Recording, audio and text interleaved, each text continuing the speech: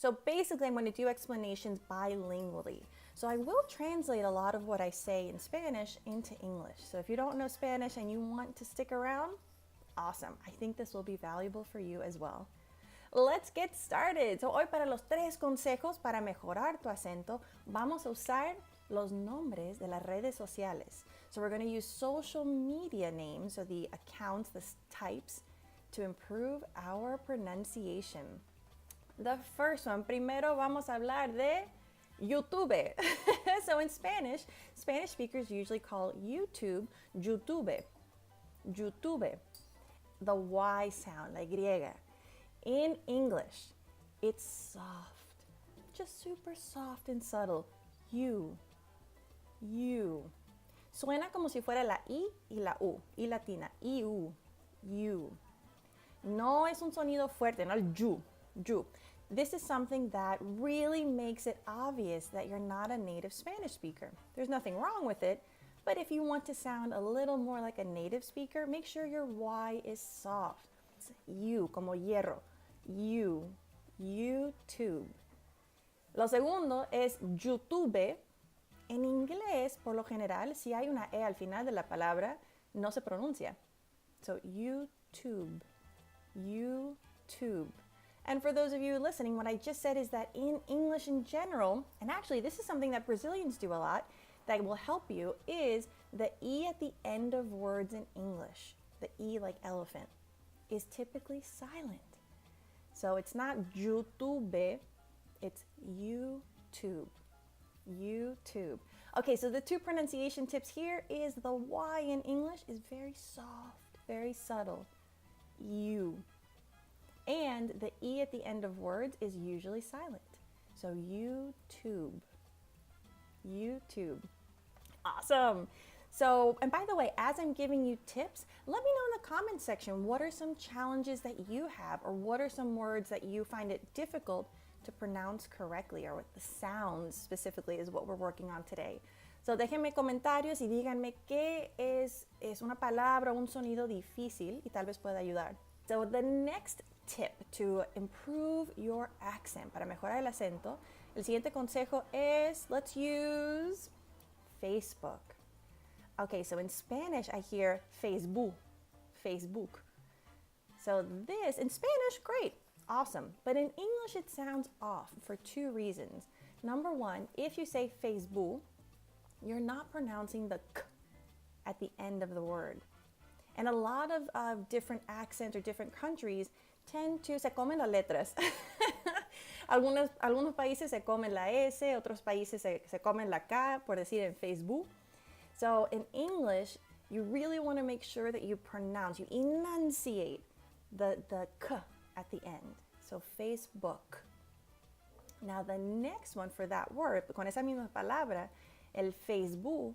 So look at my mouth. So when I say it incorrectly, Facebook. So notice that my mouth gets wide. Now watch me say it with an American English accent. Facebook. So here my lip goes down. Instead of all the way out, it goes down a little bit. So Facebook. Now this reminds us about the different sounds. So en español las vocales tienen un sonido y es más sencillo, solo es un sonido. En inglés tienen como 10,000 sonidos. So in English, as you know, vowels have many different sounds depending on the word, depending on the context. So there are a lot of variables and it can be confusing. For example, we have, and by the way, when I'm talking about vowels, the most important thing to look at is the shape of my mouth. So we have face, apple, awesome, all with the letter A. Todos son sonidos de la letra A. Así que una cosa que hay que practicar extra, si eres hispanohablante, es las vocales. Son diferentes y si lo pronuncias marcado de la misma manera que lo haces en español, suena off, sounds a little off. So it's something that takes a lot of practice.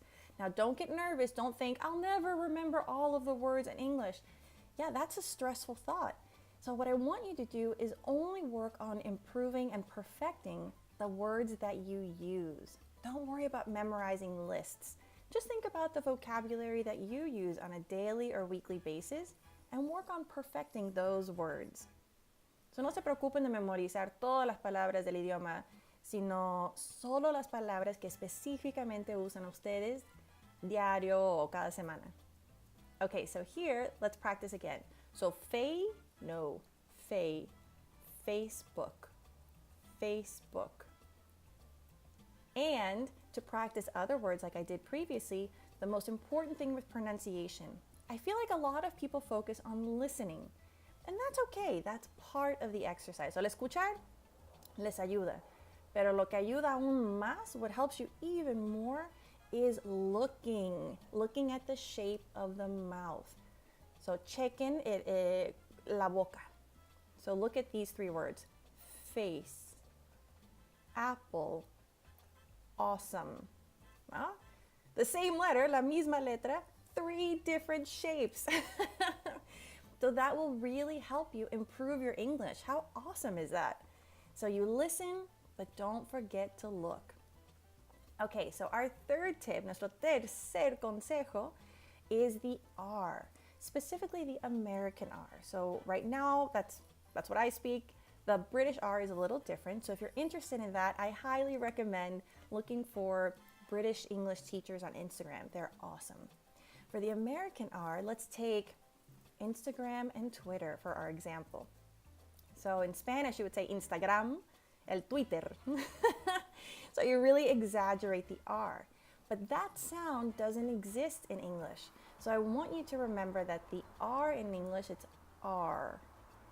So it's not R, it's not strong, it's R, I love making that sound. It makes me feel like a bear, como un oso, Okay, so I want you to look at my mouth and practice saying Notice my tongue is just like hanging out. It's not touching the top or the bottom. So chequen no solo la boca, sino también la lengua. La lengua no está tocando nada, solo está ahí en medio, hanging out. Okay, so let's try again. Instagram. So it's gram. Instagram. No el insta, sino Notice the shape. Instagram. Twitter. No el Twitter, sino no tui, sino twe. Twitter. Twitter. Oh, I hope you're all practicing. Now, these are great words because, for example, right now, you're on Instagram. Social media is really popular. So using these words to help you with pronunciation, it will connect your memory to the sound. Thank you so much for joining me. Remember, if you want more tips, more information, go to EnglishChallenges.com.